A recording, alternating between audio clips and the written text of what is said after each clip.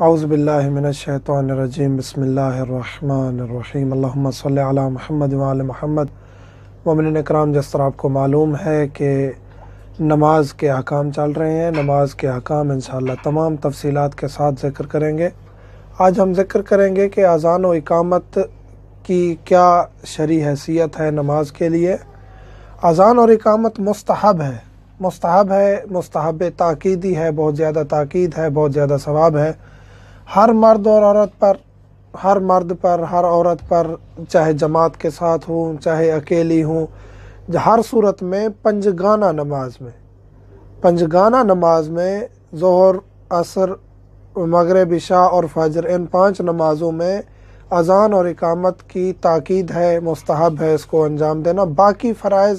باقی فرض نمازوں میں اذان اور اقامت نہیں ہے، پنجگانہ نماز میں۔ دوسری نماز کے لیے اذان ساکت ہے اگر 2 نمازیں اکٹھی ہو جائیں۔ 2 نمازیں ظہر اور عصر یا مغرب و عشاء اکٹھی پڑھ رہے ہیں تو اگر ظہر کے لیے اذان دے دی ہے تو عصر کے لیے اذان کی ضرورت نہیں ہے۔ اسی طرح اگر مغرب کے لیے اذان ہو گئی ہے تو عشاء کے لیے اذان کی ضرورت نہیں ہے، فقط اقامت کہیں گے دوسری نماز کے لیے اور نماز پڑھیں گے دوسری۔ اذان اور اقامت کہاں ساکت ہوتی ہے؟ اذان اور اقامت جہاں ساکت ہو جاتی ہے، ہمیں اذان اور اقامت کہنے کی ضرورت نہیں پڑتی، وہ 3 مورد ہیں۔ پہلا مورد یہ ہے کہ جماعت جس میں ہم اذان و اقامت ہو چکی ہے اس میں ہمیں علیحدہ سے، میں جماعت کے ساتھ نماز پڑھنے جاتا ہوں مسجد میں، چاہے تھوڑا سا لیٹ بھی پہنچتا ہوں، جماعت میں شریک ہو جاتا ہوں، تو مجھے علیحدہ سے اذان و اقامت کہنے کی ضرورت نہیں ہے، وہی جماعت والی اذان و اقامت کافی ہے۔ دوسری صورت، آپ مسجد میں آئے، جماعت ختم ہے لیکن متفرق نہیں ہوئی۔ اب پہلی صورت یہ ہے کہ آپ جماعت میں شریک ہو گئے، دوسری صورت یہ ہے کہ آپ جماعت میں بھی شریک نہیں ہو سکے۔ آپ مسجد میں آئے ہیں، جماعت کی نیت سے آئے ہیں لیکن وہاں جماعت ختم ہو چکی ہے، چاہے آپ جماعت کی نیت سے نہیں بھی آئے پھر بھی وہاں جماعت ہوئی ہے، جماعت ختم ہو چکی ہے، لیکن مومنین ابھی جماعت کی صورت میں ہیں، یعنی صفوں میں بیٹھے ہیں، جماعت کی شکل و صورت موجود ہے، یعنی یہاں جماعت ہوئی ہے یہ پتہ چل رہا ہے، تو وہاں بھی اذان و اقامت کی ضرورت نہیں ہے، اذان و اقامت ساکت ہے۔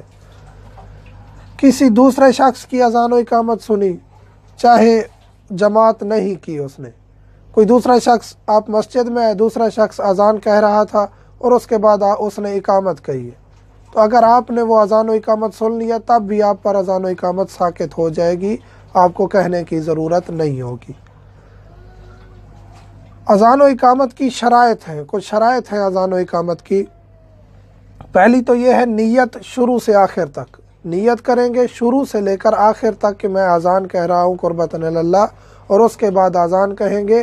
مستحب یہ ہے کہ دونوں کانوں میں انگلیاں رکھیں اور اونچی آواز سے اذان کو بلند آواز سے پڑھیں، اور اقامت کو اس سے تھوڑی کم آواز میں، اقامت بھی اونچی آواز میں ہو لیکن اذان سے تھوڑی کم آواز میں ہو۔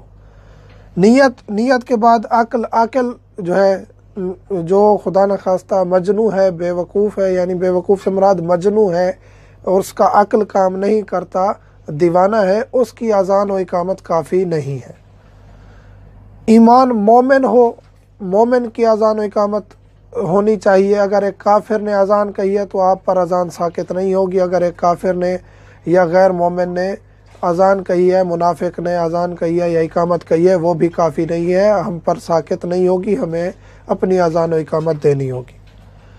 مذکر ہو، مذکر سے مراد یہ ہے کہ اذان جو بلند آواز سے کہی جاتی ہے اس کو تمام لوگ سنتے ہیں، تو وہ مذکر ہی، یعنی شخص ایک مرد اذان دے گا تو اس کی اذان درست ہے۔ خاتون اگر اذان و اقامت کہے گی تو فقط خواتین کے لیے کہے گی۔ اگر خاتون نے اذان و اقامت کہی ہے، اگر مرد نے سن بھی لی ہے تو اس پر ساکت نہیں ہوگی۔ خاتون کی اذان و اقامت فقط خواتین کے لیے کافی ہوگی، مرد کی اذان و اقامت جو ہے وہ مرد و خواتین دونوں کے لیے شامل ہوگی۔ مرد کی اذان و اقامت سننے کے بعد مرد پر اور خاتون پر، دونوں پر اذان و اقامت ساکت ہو جائے گی۔ ترتیب کے ساتھ پہلے اذان پھر اقامت، اسی طرح ترتیب ہوگی تو یہ درست ہے۔ پہلے اقامت کہہ لیں پھر اذان کہیں تو یہ درست نہیں ہے۔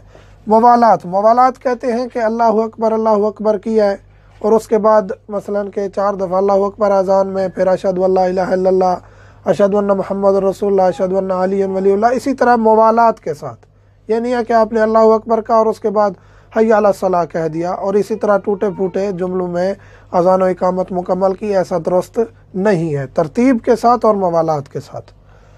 अरबी में अज़ान व इकामत अरबी में, अरबी लहजे में अदा करनी है और लहन को तर्क करना है। लहन से मुराद ये है कि मौसीकी की आवाज़ ना निकले। हाँ, बुलंद आवाज़ हो, सुरीली आवाज़ हो, इसमें कोई हर्ज नहीं है, लेकिन अज़ान व इकामत ऐसी आवाज़ ना निकालें कि जो मौसीकी की तरह हो जाए, तो वो जायज़ नहीं है।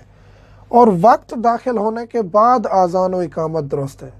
मसलन वक्त अभी दाखिल नहीं हुआ किसी भी नमाज का और आपने अज़ान दे दी, तो ये दुरुस्त नहीं है। ज़वाल से पहले आपने ज़ोहर की अज़ान दे दी, ये दुरुस्त नहीं है और ये काफ़ी नहीं है।